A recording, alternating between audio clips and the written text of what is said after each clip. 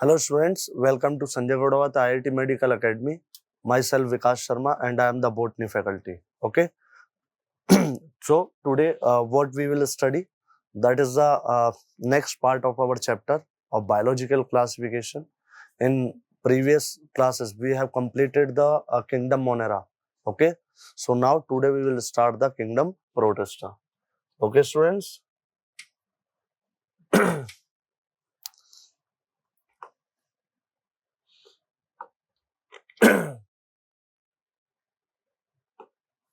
So students आज हम start करने वाले हैं किंगडम प्रोटेस्टा।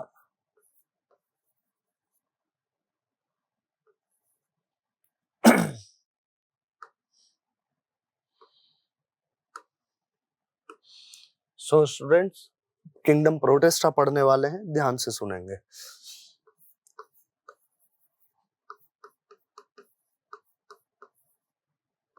बच्चों दैट इज किंगडम प्रोटेस्टा।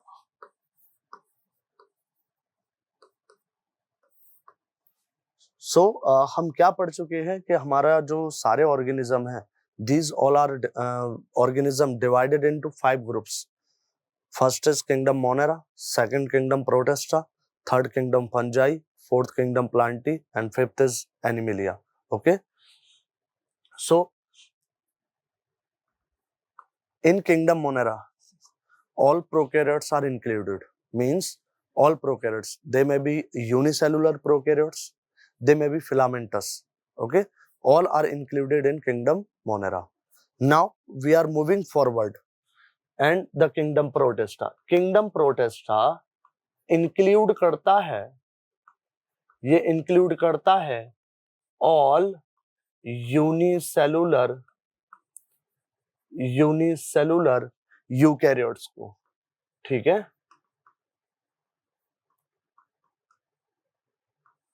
बच्चों सारे जो एक सेल के यूनिसेलुलर यूकैरियोट्स है ना, मींस जो यूकैरियोट्स सिर्फ एक सेल के बने हुए हैं, वो सारे यूकैरियोट्स कौन से किंगडम में प्लेस्ड होते हैं? In the kingdom Protista.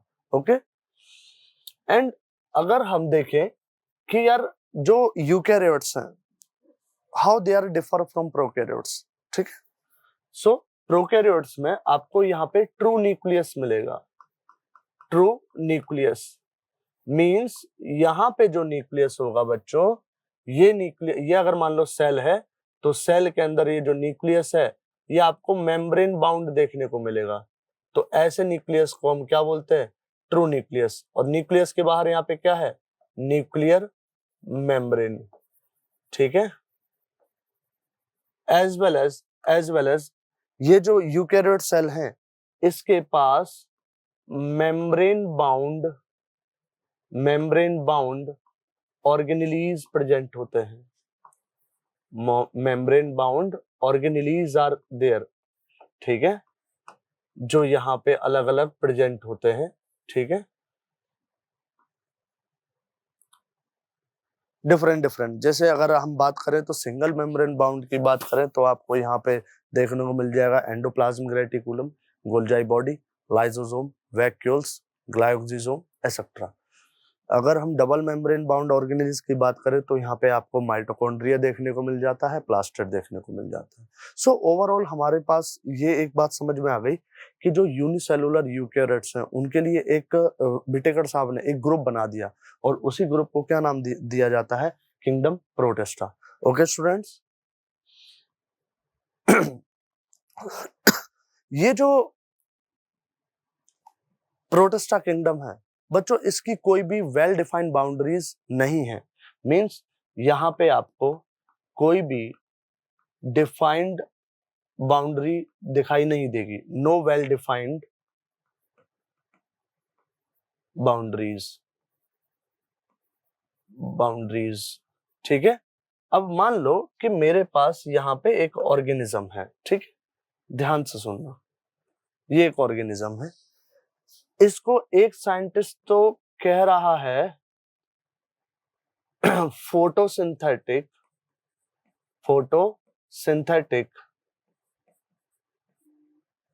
Protista. इसी को एक अदर साइंटिस्ट है और वो क्या कह रहा है इसको, वो कह रहे हैं इसको अ प्लांट। बच्चों इसमें दोनों की बातें सही हैं, दोनों बातें अपनी अपनी जगह सही हैं, लेकिन हम इसको कोई एक नाम नहीं दे पा रहे, ठीक है। तो इसलिए क्या बोला गया है कि यहाँ पे नो वेल डिफाइंड बाउंड्रीज, ठीक है, इसकी कोई जो बाउंड्रीज हैं वो सीमित नहीं है। समझ आ रही है बात? ओके बच्चों, यहाँ के जो मेंबर्स हैं these are actually primarily aquatic, primarily aquatic होते हैं यहाँ के जो ऑर्गेनिज्म होते हैं, ठीक है। मींस आपको यहाँ के जो मेंबर्स होंगे वो आपको कहाँ देखने को मिलेंगे, वाटर में देखने को मिलेंगे मोस्टली। ओके बच्चों, सो ये जो किंगडम प्रोटिस्टा है, किंगडम प्रोटिस्टा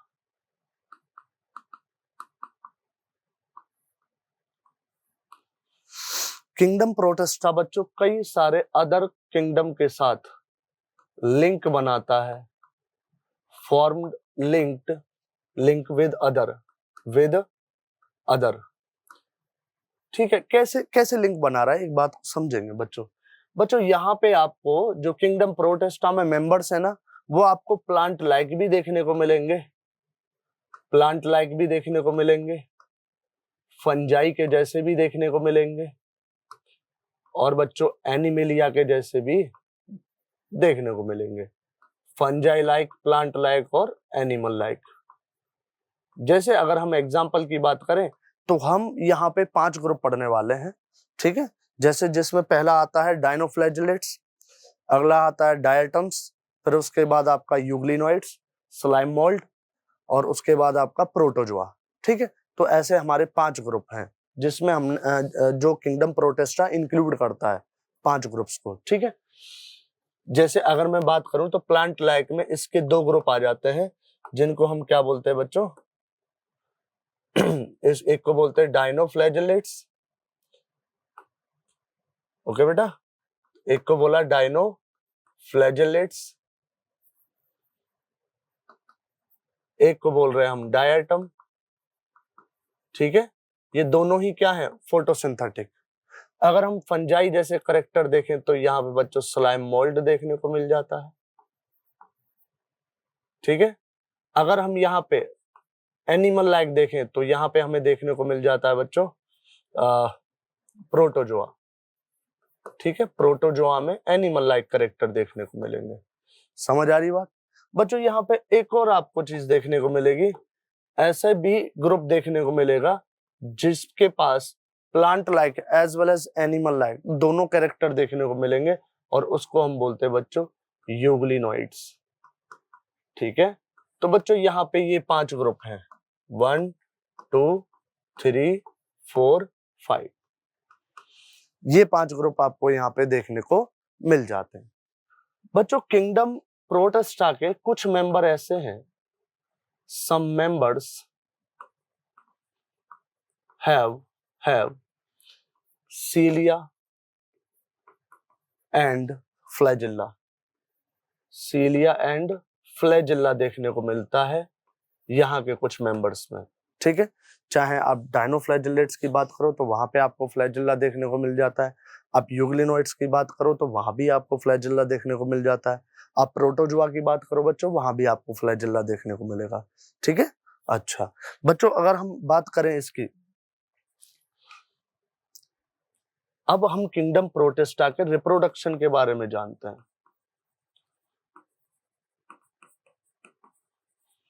बच्चों किंगडम प्रोटिस्टा में ना रिप्रोडक्शन दोनों टाइप का है, दोनों टाइप मतलब आपको यहाँ पे एसेक्सुअल रिप्रोडक्शन मिलेगा, एसेक्सुअल रिप्रोडक्शन मिलेगा, as well as sexual reproduction मिलेगा, ठीक है बच्चों। तो एसेक्सुअल रिप्रोडक्शन में आपको 2 चीजें देखने को मिलती हैं, one is binary fission, means it is of 2 type, binary fission, and the second is spore formation, spore formation, ठीक है। अगर स्पोर की बात करें तो बच्चों ये एक स्ट्रक्चर के अंदर बनते हैं और इस स्ट्रक्चर को बोलते हैं हम स्पोरेंजियम। क्या बोलते हैं? स्पोरेंजियम। ठीक है। और प्लूरल में अगर इसके मतलब अगर एक है तो उसको बोलते हैं स्पोरेंजियम, अगर एक से ज्यादा अगर ऐसे स्ट्रक्चर है तो उनको बोलते हैं प्लूरल में स्पोरेंजिया। क्या बोलते हैं बेटा? स्पोरेंजिया। ठीक है। और इसके अंदर बच्चों स्पोर प्रेजेंट होते हैं। ठीक है। और बच्चों यही स्पोर आगे चल के रिप्रोडक्शन कर देते हैं। ठीक है, यानी कि नए नए इंडिविजुअल्स को बना देते हैं। बच्चों सेक्सुअल रिप्रोडक्शन की बात करते हैं। बच्चों यहाँ पे अगर सेक्सुअल रिप्रोडक्शन की बात करें, अगर यहाँ पे सेक्सुअल रिप्रोडक्शन की बात करें तो यहाँ पे आप देख पाओगे कि सेक्सुअल रिप्रोडक्शन इंक्लूड करता है दो बातें। जैसे यहाँ पे बच्चों एक गैमीट ये रहा और दूसरा गैमीट ये रहा। ठीक है स्टूडेंट्स, यहाँ पे ये गैमीट ये रहा, ये गैमीट ये रहा। तो सबसे पहले दो गैमीट आपस में फ्यूज करते हैं, तो इसको हम बोलते हैं सेल का फ्यूजन। सेल का फ्यूजन। ठीक है बच्चों, ये फर्स्ट स्टेप हो गया। और जब दो गैमीट फ्यूज होते हैं तो बच्चों यहाँ पे ये जायगोट का फॉर्मेशन कर देते हैं। क्या करते हैं बच्चों? जायगोट का फॉर्मेशन कर देते हैं। ठीक है।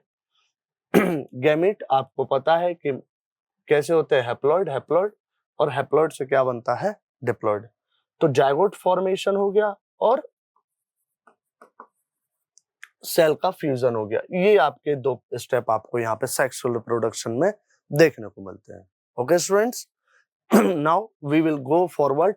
सो सेक्सुअल रिप्रोडक्शन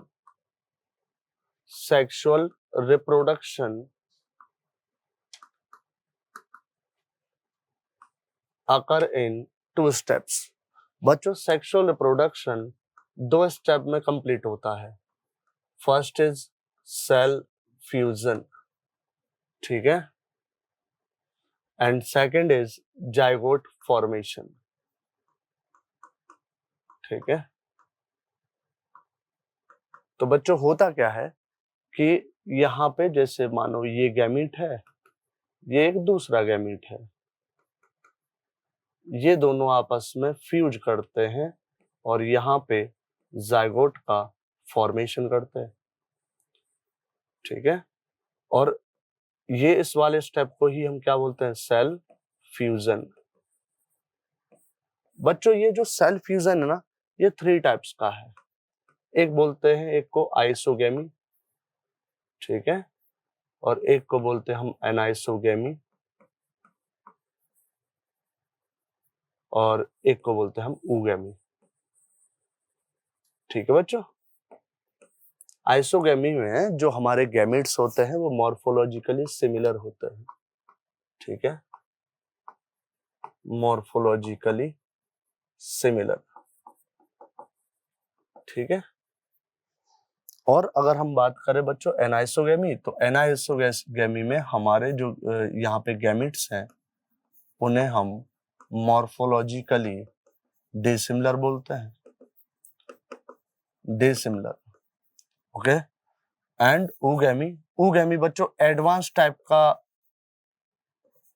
सेल फ्यूजन है। ठीक है बच्चों, ये जो सेल फ्यूजन है इसी का ही एक और नाम है सिनगेमी। ठीक है।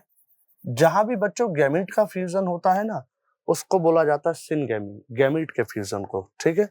तो बच्चों हम इसको क्या बोलते हैं? ये एडवांस टाइप का सेल फ्यूजन या एडवांस सिनगेमी बोलते हैं।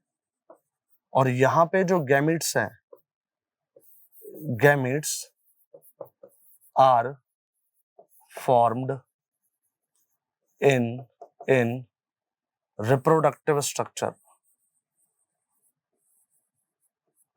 reproductive structure। ओके। अब हम क्या करने वाले हैं, इसके बाद हम ना सारे एक बार ग्रुप को देख रहे हैं और ग्रुप में हम कुछ एक दो कैरेक्टर को स्टडी करने वाले हैं। ठीक है। फिर हम नेक्स्ट लेक्चर से क्या करने वाले हैं कि हम एक एक ग्रुप को अच्छे से डिटेल में पढ़ेंगे। ओके बच्चों, देखो ध्यान से। बच्चों यहाँ पे अगर हम देखें तो हमारे पास ये 5 ग्रुप हैं। पहला ग्रुप आता है आपका डायनोफ्लैजिलेट्स।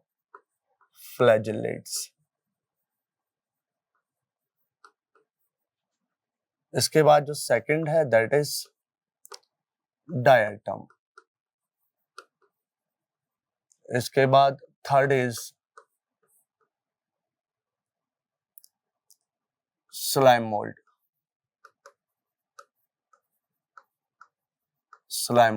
फिर हम फोर्थ लेंगे that is euglenoids and fifth is protozoa.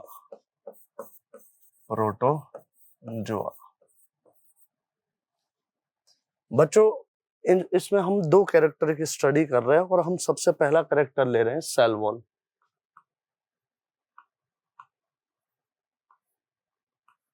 बच्चों अगर हम देखें तो डायनोफ्लैजिलेट्स में सेल वॉल प्रेजेंट है, ठीक है, एज वेल एज डायटम में भी सेल वॉल प्रेजेंट है और वो सेलुलोजिक सेल वॉल है, ठीक है, और डायटम में सेलुलोज के साथ सिलिका भी प्रेजेंट होता है, ठीक है। स्लाइम मोल्ड में जनरली एब्सेंट है बट इसके जो स्पोर बनते हैं बच्चों उन स्पोर में सेल वॉल देखने को मिलती है, ठीक है। यूग्लिनॉइड्स में सेल वॉल एब्सेंट है, क्लियरली एब्सेंट है, ठीक है, और यहाँ भी प्रोटोजोआ में सेल वॉल एब्सेंट है, ठीक है।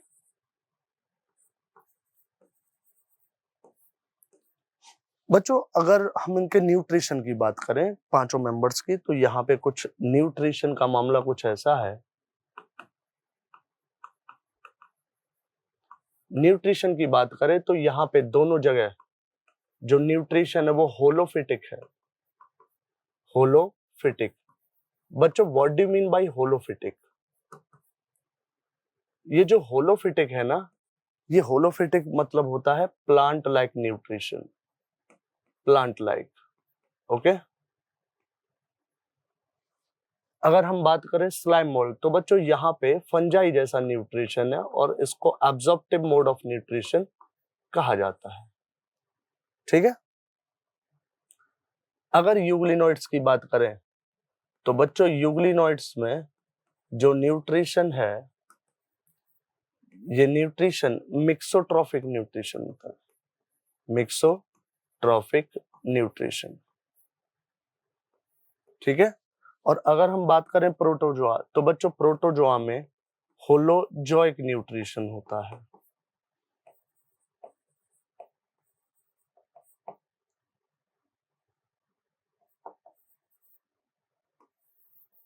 बच्चों होलोजोइक न्यूट्रिशन और एब्जॉर्प्टिव मोड ऑफ न्यूट्रिशन इनमें एक बस छोटा सा डिफरेंस है, ध्यान से सुनना। बच्चों एब्जॉर्प्टिव मोड ऑफ न्यूट्रिशन में पहले ये खाने को डाइजेस्ट करते हैं और फिर इंजेस्ट करते हैं, ठीक है। मींस ये अपनी बॉडी के बाहर एंजाइम रिलीज करते हैं और उस एंजाइम से जो खाना होता है वो डाइजेस्ट हो जाता है और फिर वो ये उस खाने को एब्जॉर्ब कर लेते हैं। लेकिन एनिमल के अंदर कैसा है कि एनिमल पहले खाने को इंजेस्ट करते हैं देन डाइजेस्ट करते हैं, ठीक है बच्चों। तो आज के लिए ओवरऑल प्रोटिस्टा में जो जो बातें हैं, बेसिक बातें हैं वो हम पढ़ चुके हैं, ठीक है। और अब इसके हम जो ग्रुप्स हैं एक एक करके हम ग्रुप्स की भी बात करेंगे, ओके बच्चों। तो आज के लिए इतना ही, थैंक यू सो मच।